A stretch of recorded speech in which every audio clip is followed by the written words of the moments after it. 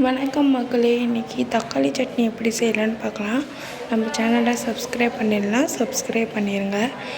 இந்த தக்காளி சட்னி சாப்பிடாதவங்க கூட சாப்பிடுவாங்க. கிராமத்து சுவையில் எப்படி செய்யலான்னு பார்க்கலாமா? வாங்க. ஆயில் ஊற்றிக்கலாம். நீளமாக அறுத்து வச்ச வெங்காயம், அதோட சின்ன வெங்காயம் இருந்தால் கூட அதுவும் சேர்த்துக்கலாம். அதோட உளுந்து பருப்பு போட்டு நல்லா வதக்கிடலாம். அதோட கருக விடக்கூடாது. இதோட கொஞ்சம் இஞ்சி பூண்டு பேஸ்ட்டு போட்டு நல்லா ஃப்ரெஷ்ஷான இஞ்சி பூண்டு பேஸ்ட்டாக போடணும். அப்போ தான் டேஸ்ட்டாக இருக்கும், நல்லா சுவையாகவும் இருக்கும். அதோட காஞ்ச மிளகாவும் போட்டு நல்லா வதக்கிடுங்க.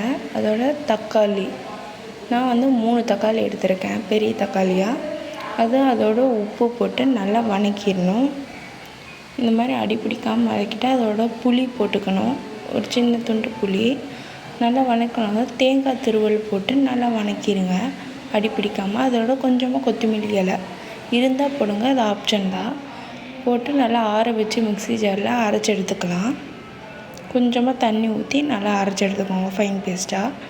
இப்போது ஆயில் ஊற்றிக்கலாம். அதோட நல்லா கொஞ்சம் கடுகு கருவேப்பிலை நல்லா பொரிஞ்சதும் சட்னியில் ஊற்றி நல்லா கலந்துக்கலாம். சட்னி ரெடி. நம்ம சேனலை சப்ஸ்கிரைப் பண்ணிடுங்க.